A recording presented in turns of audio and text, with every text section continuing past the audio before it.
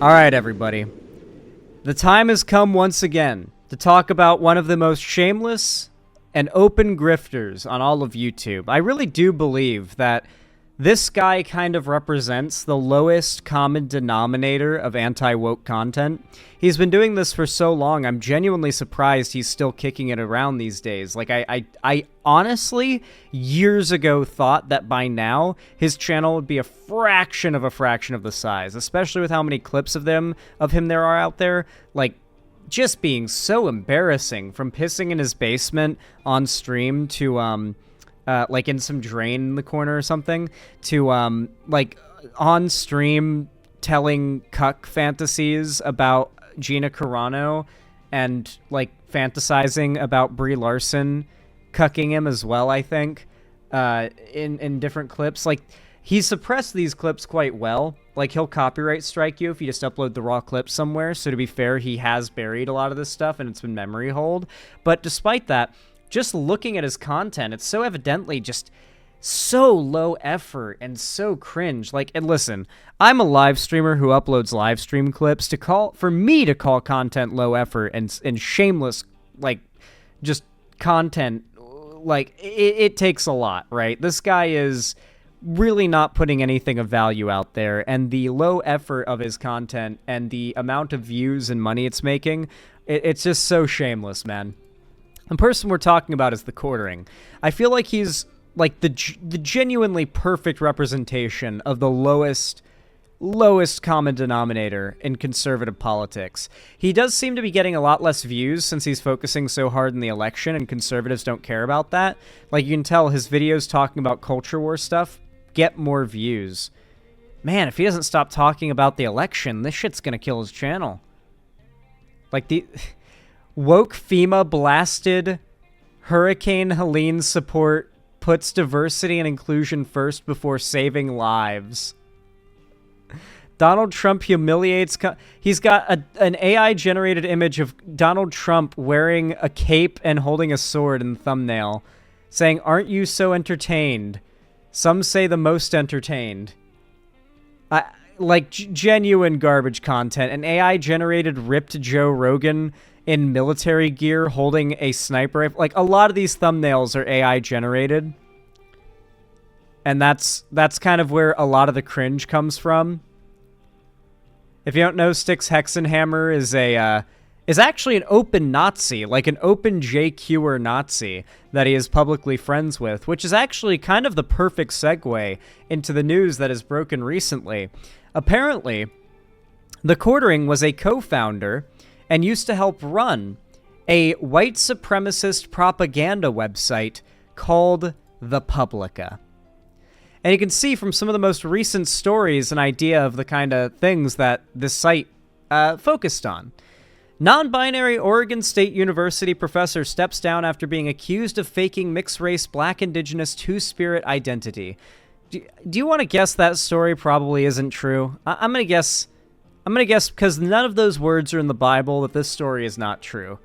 German city tells residents to strike up a conversation with criminal migrants and encourage them to stop committing crimes.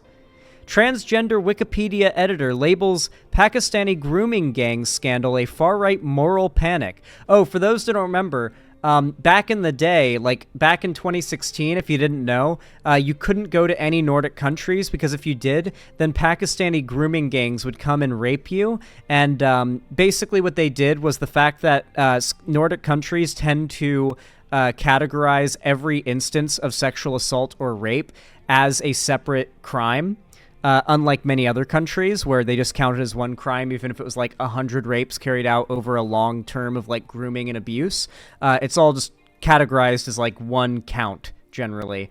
And so because it's considered a separate crime and is charged separately every time it's committed, even by the same person on the same person, a lot of these countries have massively inflated rates of rape and sexual assault. And the right used this fact that these countries take these problems more seriously than we do in America to claim that these countries actually had a worse problem than America does. And of course, because there has to be brown people or gays or some minority that is the evil bad guy to panic over, they said it was these Pakistani grooming gangs. And I need you to understand, this was the talking point of 2016, 2017 alt-right, like, YouTube.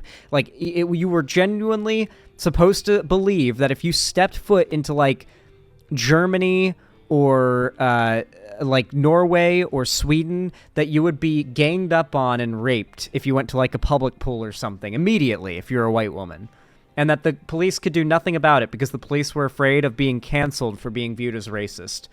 That was a genuine claim. Germany. Train conductors told to skip foreigners during ticket checks so they won't become violent. So you can see here, this is, like, legitimately, like, an alt-right website. Like, this is all how, like, gays and brown people are evil. Migrant who avoided deportation following rape conviction now in custody for brutal murder of French teen. Ireland. Supermarket chain forced to pay Muslim employee $5,000 for unfair dismissal after firing him over sexual assault conviction. Let's just start to Google some of these stories and see if any of them are real. Like, do you want to see if, like, let's see if any of these are not AI generated. Because, like, they could just be AI generated stories. No, like, actually, they might have just made up this story with AI. They legitimately might have made up this story with AI. These might not even be real people. These both might be AI generated people. And this picture could be an AI generated Aldi. Or just a stock Aldi image. It probably is, to be fair. I don't think these stories... these might be totally AI-generated stories. India. Troop of heroic monkeys stop man from raping 6-year-old girl. A troop of monkeys in India attacked a man who was attempting to rape a little girl, stopping the assault in its tracks, according to a report from the Times. I want to believe that could be true, because monkeys are pretty intelligent, and I feel like they might... but at the same time, animals do not recognize rape as a bad thing. Or like stigmatize it. Animals rape all the time. Animals don't have like that kind of social like status, as far as I know, where they like, yeah, they just do that. I'm pretty sure like ducks do that a lot. So this story sounds like bullshit. This is like anthropomorphizing of animals to a degree that's just unbelievable to me. Like, monkeys won't recognize what rape is and then see a child and then want to protect them from that. Like, they're not that intelligent, you know? They're animals at the end of the day, even if they are monkeys. I don't believe that story. So are these AI generated or just like rumor mill shit? Ugandan migrant will be allowed to stay in the UK after murdering a man in the back of an ambulance after court deems deportation inhumane. 70-year-old Swedish grandmother sentenced to prison after selling baked goods on Facebook on one occasion. A Swedish grandmother will be jailed for over 1 month after she baked her municipality's orders to stop selling her beloved baked goods on Facebook. The unnamed woman, 70, unnamed woman. Interesting how there's no name to search. It seems a lot of these seem to say unnamed. There's no names mentioned here. Okay, this seems to be possibly legit, though everything that comes up is from tabloid sites. So this is very much like a tabloid news story. But it might be real, if not pretty badly reported. This could be a real situation. Rape culture is very real, and a lot of women end up, like, being sexually assaulted and no justice is done. But this isn't like evidence for why brown people are bad, like the site is suggesting. This is evidence for why Me Too is so important, which, by the way, is something that this group of people who started this site oppose. So why are they like virtue signaling about sexual assaults and rape and how it means that brown people are bad when they actively fight against Me Too? Irish police fought to protect the identity of an Indian national accused of attempting to kidnap a 5-year-old in Dublin. Canada. Quebec introduces policy to allow doctors to euthanize patients who gave advance consent to die. You'll notice that these stories are all, like, just the next culture war point that they talk about, right? They either center around the idea of a liberal democratic country being authoritarian and evil and killing people, or allowing brown people to kill their people and being too woke and afraid to do anything about it. Judge orders victim of Pakistani grooming gang to delete her request to have her rapist deported. A woman who was groomed and raped by a Pakistani gang as a young child was told by a judge to remove a request for her abusers to be deported. The Pakistani grooming gang thing was literally made up. By the way, if they wanted to find like a group of minorities to attack, it would actually be North Africans. If you're looking at like Nordic countries and for a high rate of immigrant crime or sexual assault, you would be looking at like North African immigrants, not Pakistan.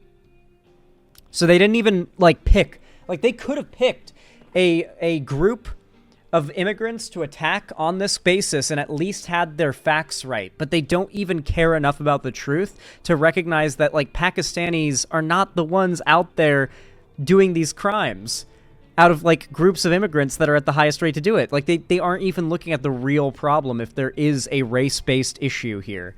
Like they're so stupid they can't even racism right. Afghan migrant was granted Swedish citizenship after raping multiple women, cannot be deported as a result. Damn. I'm sure that's real. UK Charities offers swimming, surfing lessons to refugees to help them overcome sea trauma. Okay, so this is just framing anything good as evil. 13-year-old Canadian girl dies of overdose after being supplied with drug paraphernalia as part of a government harm reduction policy. A 13-year-old girl has tragically died of a suspected drug overdose while living in a homeless tent encampment in Abbotsford, British Columbia. Brianna McDonald's family says the girl was provided the drugs. They're saying a 13-year-old Canadian girl died of an overdose after being supplied with drug paraphernalia as part of the government's harm reduction policies. Let's Google this one. Brianna McDonald.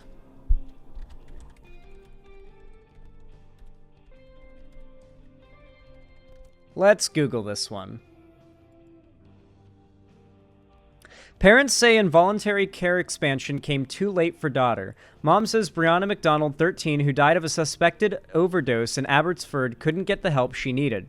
The province's plans to expand involuntary care to include severe addiction has come too late for a 13-year-old girl who died of suspect... Okay, these people are evil. I truly believe everyone running this site should... I can't say these things online without getting a knock at my door, can I? Ooh. Well, yeah, basically they're framing the story of... the government's harm reduction policies not like being able to save her because they've been fought against and held back and haven't passed soon enough, as being they provided her the drug paraphernalia she used to OD.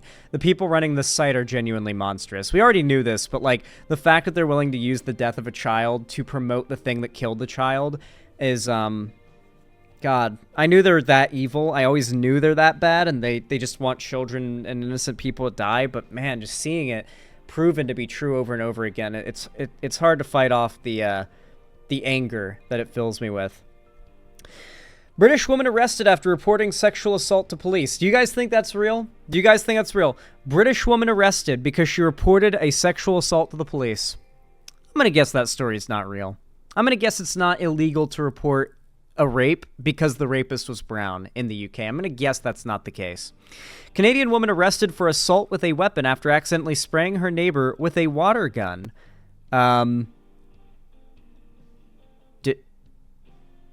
Does the people running this site know how assault charges works? If you spray someone with a liquid, it doesn't matter if it's water. If you spray someone with a liquid or spill liquid on them intentionally, and that person presses charges against you, then you get charges pressed against you, and you get arrested. Doesn't mean that you're going to be sent to prison and found guilty of the crime. That's just how the law works. If someone hits you, the same process happens. This is just taking advantage of people not understanding the world. UK rapist released due to prison overcrowding, arrested on suspicion of rape seconds after walking free. That one I do believe could be possible, but I also don't know if it's likely that rapists are being let out of prison because of prison overcrowding. Also, crime has dropped massively, at least in America, recently. So I don't know if, like, we would be seeing crowded prisons in the UK right now. I don't think there's been, like, a massive crime jump in the UK, has there? German police reportedly covered up the rape of a 12-year-old girl by Syrian refugee who was allowed to walk free after arrest. So I need you guys to understand, a lot of far-right propaganda is just this. Heavily selecting for maybe a handful of these stories that are true in order to create a narrative. The idea that all these stories aren't being covered by the mainstream media, that must mean they're trying to hide it. And if this many things are happening that are being supported by and pushed by the woke agenda, then imagine how much stuff we can't even report on. That's the perspective that's supposed to be given here. Every worldview you could derive from these news stories directly contradicts everything that data, studies, facts, scientific, criminological, and data-driven consensus would suggest to you. And yet, you are meant to have this biased, inaccurate worldview derived from these videos because, I mean, go back to 2016 and watch any conservative, like, anti-SJW YouTuber do a debate and see how quickly they suggest that YouTube videos are an accurate, equally accurate view of how the world works as data. Like, I will never forget the debate between Destiny and Count Dankula, where back and forth, Destiny asks Count Dankula, I'm talking about data here. I'm talking about crime statistics. You're talking about videos, hundreds of videos, I guess you've seen, of different protests and rallies, and you claim the left is more violent, but the data suggests otherwise. He's just like, I'm telling you, man, I've just seen so many videos, like hundreds of videos, man. Like, the data must just be wrong. Like, back in the day, these conservative pundits would openly admit they get that the data doesn't match and align with what they say, and they just think there's a conspiracy to cover up that data, and that reflects what they believe is true. And the only thing you can trust now are YouTube videos. Lauren Southern famously said, as well in a debate with Destiny, that data is the plural of anecdote, in defense of her using YouTube videos as evidence when, like, the data directly opposes the claim she's making. This is just a propaganda site, and a white supremacist propaganda site too. This is specifically like great replacement shit. It's supposed to push you against, like, immigration and like make you hate brown people. Like, that is what this site is centered around, and the Quartering helped run this site and helped found it. So when I talk about how these content creators are really just sacks of shit that are either really far right and grifting to pretend to be centrist to appeal to, like, a center to moderate leaning right wing audience in order to get, like, as much popularity and views as possible, or that they are themselves moderate conservatives grifting to the far right to build as much of a fanatical fan base as possible and grift off of them, it is always the case. I have rarely found conservative pundits in the right-wing space on YouTube that have been honest and not just spewing what they know is bullshit for money. It's so depressing.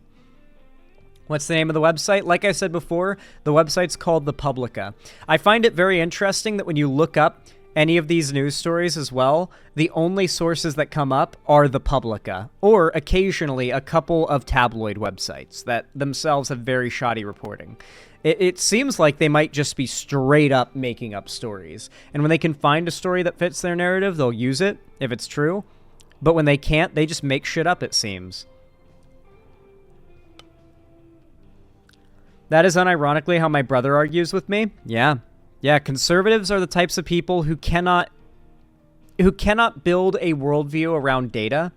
They need anecdotes and stories and videos and news stories to get mad about, to attach their views to. They don't care about whether or not the majority of people are experiencing a certain thing. If one person went through a thing that made them really mad when they saw a video of it online, and now their politics and their vote are going to be based on how mad they got when they saw that YouTube video. A lot of conservatives think like that. It is very, very depressing, honestly. But yeah, with all that said, if you enjoyed this segment and you found my coverage of this whole thing interesting, if you found my my coverage of it even entertaining or perhaps educational, consider leaving a like. Every thumbs up, whether you're watching live or on a video when it goes out after the fact, really helps the channel a lot. Literally in real time pushes my content out in the algorithm to more people and gets me more views and new subs, and it means a lot. Helps a ton. Consider subscribing, commenting down below, and ringing the bell icon to turn on all notifications so YouTube actually tells you when I go live or upload a new video. And follow my social medias linked down below if you want to see more stuff from me on other platforms too. It really does mean a lot to me. And perhaps even join my fan Discord link down below as well if you want to join the main hub of my fan base and community and, you know, be a part of the fan events, the watch parties, the game call-in streams and stuff that I do in the Discord. I also announce all my new uploads and streams there, so if YouTube bugs out, then at least you have my Discord as a backup. I'm also hosting a watch party tomorrow. We're doing the first 3 episodes of Season 3 of From, so be sure to be there or be square.